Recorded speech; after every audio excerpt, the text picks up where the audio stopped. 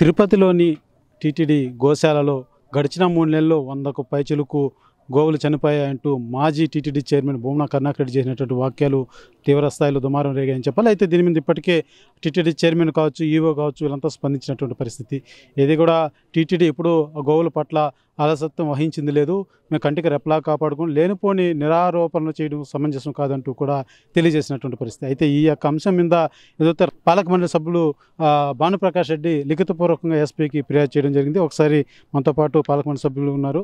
సరే, ఏ రకమైనటువంటి కంప్లైంట్ మీరు ఇవాళ ఎస్పీ గారికి రాశారు? ఎటువంటి సెక్షన్లు నమోదు చేసినటువంటి పరిస్థితి? ఈరోజు ప్రపంచంలోనే అతిపెద్ద హిందూ ధార్మిక క్షేత్రం తిరుమల తిరుపతి దేవస్థానాలు. కొన్ని కోట్ల మంది హిందువులకు ఆరాధ్య దైవం వెంకటేశ్వర స్వామి. వెంకటేశ్వర స్వామి ఆధ్వర్యంలో నడుస్తున్నటువంటి గోశాల. గోవిందుడు గోవులు ఒకటే. ఎందుకంటే గోవులు వెంకటేశ్వర స్వామిని వారు కొండ మీదకి వచ్చినప్పుడు పుట్టలో ఉన్నప్పుడు మహావిష్ణువు బ్రహ్మ గో తల్లి బిడ్డగా వారికి సేద తీర్చని చెప్పి మన పురాణాలు చెప్తోంది. అలాంటి పవిత్ర గోవుల్ని ఈరోజు 100 పైచిలకు గోమాతలు చనిపోయాయి, బక్క చిక్కిపోయాయి. దృష్టిలో ఉంటే మేమేం చేయలేం. కాబట్టి అసత్య అబద్ధ ప్రచారాన్ని భక్తుల్లోకి తీసుకుని వెళ్ళి కోట్లాది మంది శ్రీవారి భక్తుల మనోభావాలు గాయపడే విధంగా, బాధపడే విధంగా వివరించినటువంటి కరుణాకర్ రెడ్డి మీద చట్టరీత్యా చర్యలు తీసుకోవాలని చెప్పి మేము ఎస్పీ గారిని కలవడం జరిగింది. అలాగే యూట్యూబ్ ద్వారా అసత్య ప్రచారాన్ని ప్రమోట్ చేస్తారు. అందులో భాగంగా information and technology act 2000 and BNS 356 and 374 ద్వారా వీరి మీద కేసు నమోదు చేసే అవకాశం ఉందని చెప్పి మా న్యాయ నిపుణులు చెప్పడం జరిగింది. ఎస్పీ గారు సానుకూలంగా స్పందించారు. రాబో రోజుల్లో వీరే కాదు, ఎవరైనా సరే టీటీడీ మీద ఆధారాలు లేకుండా, మేము కూడా పోరాటం చేసిన వ్యక్తులమే, ఆధారాలతో పాటు మాట్లాడడం, కోర్టుకి వెళ్ళాం. కోర్టులో అనుకూలంగా, ధర్మానికి అనుకూలంగా, మాకు అనుకూలంగా కోర్టు స్టే ఇచ్చడం జరిగింది. అంటే గత ప్రభుత్వం, జగన్మోహన్ రెడ్డి ప్రభుత్వం, కరుణాకర్ రెడ్డి తీసుకున్న నిర్ణయాల మీద కోర్టు స్టే విధించిందంటే వాళ్ళు తప్పుడు నిర్ణయాలు తీసుకున్నారనే కదా. మీరు తప్పు చేసి మసి మాకు పూస్తే ఎలా? కాబట్టి గోమాతల జోలికి, గోవిందుడికి, గోవుల జోలికి రావద్దండి. రాబో రోజుల్లో మీరు ఎలాగే వ్యవహరిస్తే ఇప్పటికే తిరుపతి ప్రజలు మీకు గట్టిగా బుద్ధి చెప్పారు, ఇంకా గట్టిగా బుద్ధి చెప్పబోతారు. అయితే ఏదైతే వయసురీత్యా చనిపోయిన సరే మీరు చెప్తున్నారు కొన్ని, అయితే ఆయన లేగదూడలు కూడా వయసు చెందినవా, అవి వాటి మరణాలు కూడా వయసు చెందినవిగా భావించాలనేసి కూడా క్వశ్చన్ చేసినటువంటి పరిస్థితి. అయ్యా కరుణాకర్ రెడ్డి గారు, 2024 జనవరి నుంచి జూన్ వరకు ఎవరున్నారయ్యా అధికారంలో? జగన్మోహన్ రెడ్డి. ఇక్కడ ఎవరున్నారయ్యా చైర్మన్గా? నువ్వు ఉన్నప్పుడు లేగదూడలు, నువ్వంటున్నావే లేగదూడలని 45 చనిపోయాయి. ఇది మేమిచ్చిన రిపోర్ట్ కాదు, గోశాలలో ఇచ్చినట్టు రిపోర్ట్. 45 చనిపోయాయి. ఇప్పుడు నువ్వు అంటున్నావే ఈ 6 నెలల కాలంలో దాదాపు 34 చనిపోయాయి. 45 కాదు, 34 చనిపోయాయి. ఇప్పుడు 32 చనిపోయాయి. ఏందయ్యేది? నువ్వు ఉన్నప్పుడు ఏమన్నా సంజీవిని ఏమైనా కాపాడావా?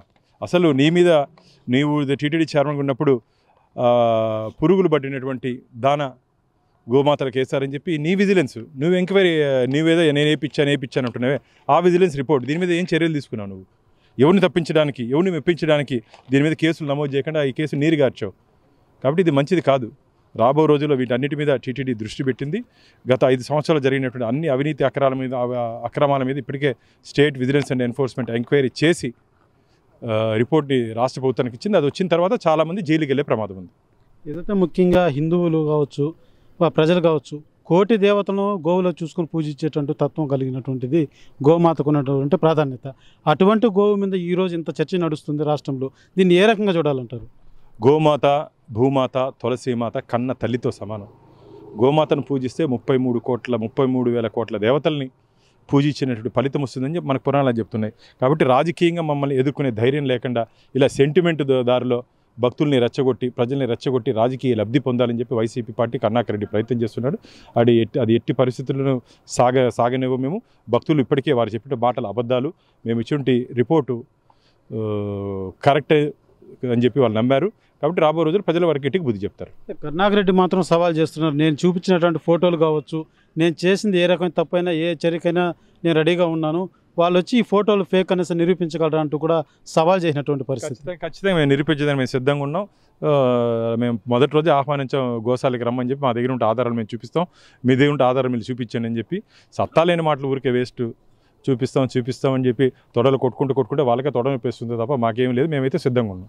చివరికి కేసు పరంగా ఎటువంటి చర్యలు ఉండబోతాయి అనుకోవచ్చు, లేకపోతే రానున్నటువంటి రోజుల్లో టీటీడీ మీద ఇలాంటి ఏదైనా మాటల పరంగా కావచ్చు, లేకపోతే అబండాలు కావచ్చు, ఏ రాజకీయంగా ఏ ఉపన్యాసం చేసినా చర్యలు తీసుకుంటామంటూ కూడా మన చైర్మన్ గారు తెలియజేయడం జరిగింది. ఈవో కూడా తెలియజేసినటువంటి పరిస్థితి. అయితే రానున్నటువంటి రోజుల్లో రాజకీయాల కోసం టీటీడీని ఏదైనా అబాసు పాలు చేసేలాగా వ్యాఖ్యలు చేస్తే ఏ రకంగా చర్యలు ఉండబోతున్నాయి? ఖచ్చితంగా రాబో ధర్మకర్తల మండలి సమావేశంలో ఆధారాలు లేకుండా తిరుమల తిరుపతి దేవస్థానాల మీద ఎవరిన ఆరోపణలు చేస్తే వారి మీద చట్టరీత్యా చర్యలు తీసుకునే దిశగా ఇంకా బలమైనటువంటి చట్టాలు ఏదైనా ఉన్నాయా, ఏదైనా తీసుకురావచ్చు అని చెప్పి ఒక చర్చకు కూడా మేము తీసుకురాబోతున్నాం. రాబో రోజుల్లో ఎవరైనా సరే ఒక ధార్మిక క్షేత్రం రాజకీయం చూసుకుందాం. నీకు నాకు కాకపోతే నన్ను విమర్శించు, దేవుని విమర్శించద్దు. నీకు నాకు కాకపోతే నన్ను విమర్శించు, గోవులను విమర్శించద్దు. ఎందుకు ఈ కోపము? నా మీద కోపం అంటే నా మీద తీర్చుకో. గోవిందుడు ఏం చేస్తాడు నిన్ను? కాబట్టి ఇది మంచిది కాదు. కరుణాకర్ రెడ్డి గారు, మీరు మీ హద్దుల్లో ఉంటే బాగుంటుందని చెప్పి శ్రీవారి భక్తులు మిమ్మల్ని తీవ్రంగా హెచ్చరిస్తున్నారు. భానుప్రకాష్ రెడ్డి ఏదైతే ఇచ్చినటువంటి కంప్లైంట్, ఏదైతే కరుణాకర్ రెడ్డి చేసినటువంటి వాక్యాలన్నీ కూడా రాజకీయ కోణంలో చేసినవి, ఏది కూడా నిర్ధారణ అయినటువంటి వాక్యాలు కాదు. ఏదన్నా దేవుడి పట్ల నీతి నిజాయితీగా వ్యవహరించాలి. అందులో ఒక మాజీ టీటీడీ చైర్మన్గా కూడా పనిచేసినటువంటి వ్యక్తి ఈ రకంగా గోవుల మీద లేనిపోయిన అబండాలు మోపడం మాత్రం ఇది తీవ్ర చర్చనీయాంశంగా మారింది. అయితే దాని మీద టీటీడీ కూడా సీరియస్గా తీసుకొని ఇవాళ ఎస్పీ కూడా ఫిర్యాదు చేసినటువంటి పరిస్థితి. రానున్నటువంటి రోజుల్లో టీటీడీ మీద ఇటువంటి అబాసు పాలయ్యే విధంగా ఎటువంటి కార్యక్రమాలు చేసినా, మాటన తగిన చర్యలు తీసుకునేలాగా టీటీడీ పాలక మండలి నిర్ణయం తీసుకోబోతుంది. అయితే కరుణాకర్ రెడ్డి చేసిందంతా కూడా అవినీతిమయమే. గోవులు పెట్టేటువంటి దానాలో కూడా అవినీతి పాల్పడినటువంటి వ్యక్తుల గురించి మనం తక్కువ మాట్లాడుకుంటే అంత మేలు అంటూ కూడా తీవ్రస్థాయిలో విమర్శించినటువంటి పరిస్థితి. అయితే దేవుడిని మాత్రం రాజకీయాలకు వాడుకోకుండా వాళ్ళ వ్యక్తిగతంగా ఢీకొనొచ్చే కానీ రాజకీయాల కోసం దేవుళ్లను అబాసు పాలు చేయడం సమంజసం కాదంటూ కూడా ఆరోపిస్తున్నటువంటి పరిస్థితి. కెమెరా పర్సన్ కోటితో సురేష్, RTV, తిరుపతి. మరిన్ని వీడియోస్ కోసం ఛానల్ ని సబ్స్క్రైబ్ చేయండి. లేటెస్ట్ అప్డేట్స్ కోసం వాట్సాప్ ఛానల్ ని ఫాలో అవ్వండి. ఆ లింక్ డిస్క్రిప్షన్ లో ఉంది.